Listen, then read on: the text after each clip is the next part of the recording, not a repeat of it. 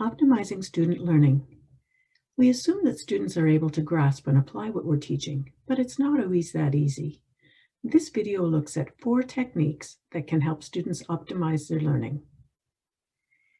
In his video series, The Cognitive Principles of Effective Teaching, Stephen Chu identifies 4 techniques that can deepen student understanding of the concepts and skills we ask them to learn. He recommends that students apply these techniques when they study, and also suggests that we as educators incorporate them into the work we ask our students to do. The first of the 4 techniques is elaboration, the ability to provide more detail, explain how things are related, or why something works the way it does. To do this, students must be encouraged to think about how things are related. They need to know the context and be able to pull out similarities to things they already know. The second technique is distinction, the ability to differentiate aspects of what they're learning from similar concepts, processes, or skills.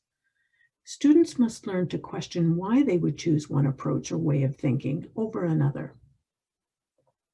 They must be able to recognize the advantages and disadvantages of one idea compared to another, and consider the strengths and weaknesses of each before acting.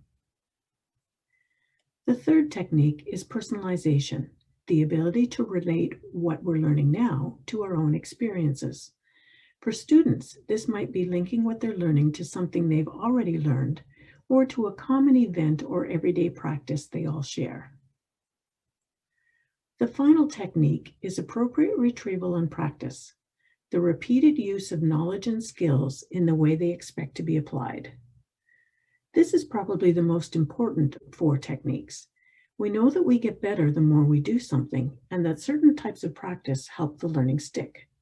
So what's key here is the word appropriate. Students need to know how they're expected to apply what they're learning.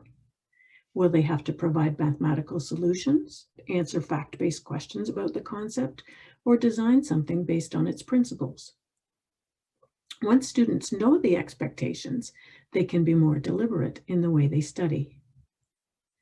So how can we integrate these 4 techniques of elaboration, distinction, personalization, and appropriate retrieval and practice into what we do as educators? Start by asking yourself how the concept is similar to and different from other related concepts. Share these insights with your students, and you'll help them organize it into their own schema or knowledge framework. Then put yourself in your students' shoes. What could you use to relate the new concept to something they've likely experienced? Again, this will help them build their schema. Finally, ask yourself how you expect the students to use or apply this knowledge or skill.